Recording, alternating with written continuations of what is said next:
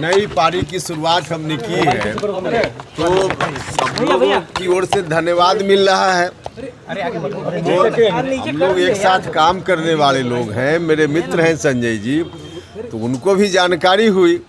तो राजनीति में सब लोग हैं, मेरा कदम जिनको भी अच्छा लगा लोग धन्यवाद दे रहे हैं। तो इसी क्रम में आए और मुझको उन्होंने धन्यवाद दिया और हमारे यहाँ आए, घर पर आकर धन्यवाद दिया, तो हमने भी उनके प्रति आभार प्रकट की है। तो बस इसी रूप में मुलाकात थी। आगे आपसी सहयोग रहेगा दोनों का। बाकी और कोई बात करनी हो तो जाइए उनसे बात कर लीजिए ना, संजय जी से बात करेंगे 2024 से पहले। सर क्या कोई आने वाले समय में गठबंधन हो सकता है बीजेपी के साथ? देखिए, अब जिसके साथ गठबंधन होगा हम बुला कर आपको बताएंगे ना, लेकिन संभावनाएं हैं, जल्दीबाजी क्या है? संभावनाएं तो सर तमाम हैं। सर शुरुआत हो गई। अब शुरुआत गठबंधन कोई आधा आज आधा कल आधा परसों ऐसे थोड़े होता है, आपने जिस तरह उसमें शुरुआत की कोई बात नहीं है। अच्छा, आपने जिस तरह एमएलसी का पक्ष छोड़ा कि आज से संजय जायसवाल जी ने भी लंबा चौड़ा स्टेटमेंट दिया, उस पे कि आपने एक बड़ा कदम उठाया है क्योंकि ये राज्यपाल नॉमिनेटेड होने के बावजूद आपने पद से इस्तीफा दे दिया। हाँ, निश्चित रूप से। अब मुझको लगता था कि राजनीति में नैतिकता के लिए भी जगह होनी चाहिए और हमने हमेशा ख्याल रखा है।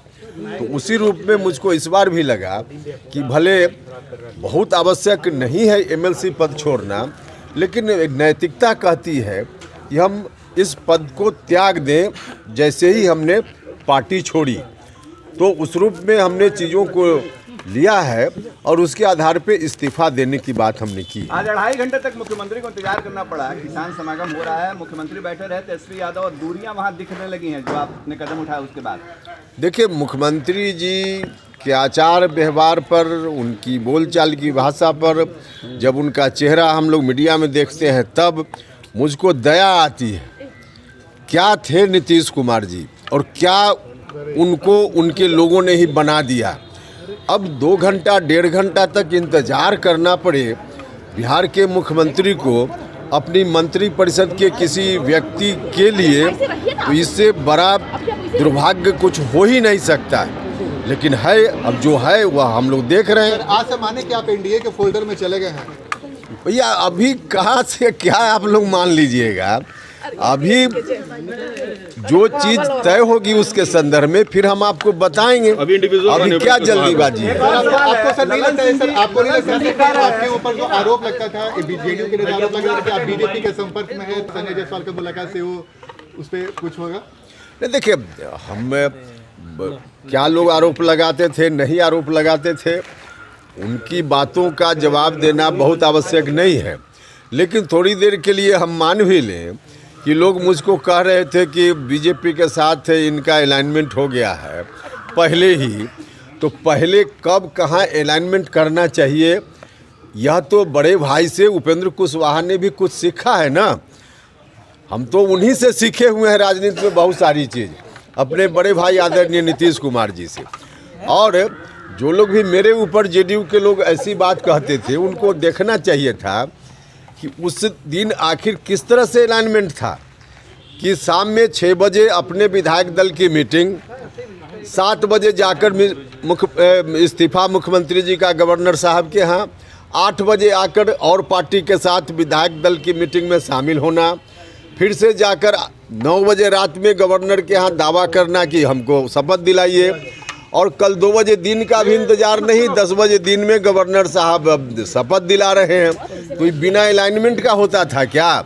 तो बड़ा भाई जो कर रहे थे उससे उपेंद्र कुशवाहा ने कुछ सीख लिया, तो इसमें बुराई क्या है? मगर ललन सिंह बार बार कह रहे हैं कि कहीं कोई नहीं है, कहीं कोई विलय होने वाला नहीं है, 2025 में कोई स्थानांतरण नहीं होगा पावर का। अब बिहार की जनता को इतना लोग मूर्ख न समझें।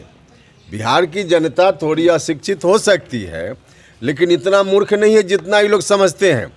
नीतीश कुमार जी ने एक बार नहीं अनेक बार घर में, कमरा के अंदर नहीं, पब्लिक डोमेन में, महागठबंधन विधानमंडल दल की मीटिंग में सार्वजनिक रूप से कहा कि अगला अब तेजस्वी। तो नीतीश कुमार जी बोल रहे हैं और ललन सिंह जी, जब से हमने इस इशू को उठाना शुरू किया है, जब से हमारा विरोध हुआ है, तब उनके ऊपर दबाव हुआ और घबराहट हो गई कि अब जनता खैर ठिकाना हमारा लगा देगी। तो उसके बाद से उनका बयान ललन जी का अलग आ रहा है, अरे भैया, जनता मूर्ख नहीं है। नीतीश कुमार जी जो चाहेंगे वह होगा जेडीयू में, या ललन सिंह जी के कहने से होगा। और तय कर लें दोनों लोग कि नीतीश कुमार बड़ा नेता कि ललन सिंह जी बड़ा नेता।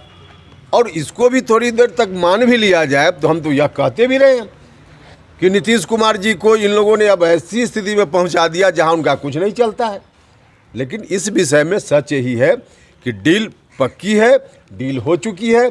उपेंद्र कुशवाहा के कदम से घबराहट में ललन सिंह जी को ऐसा कहना पड़ रहा है।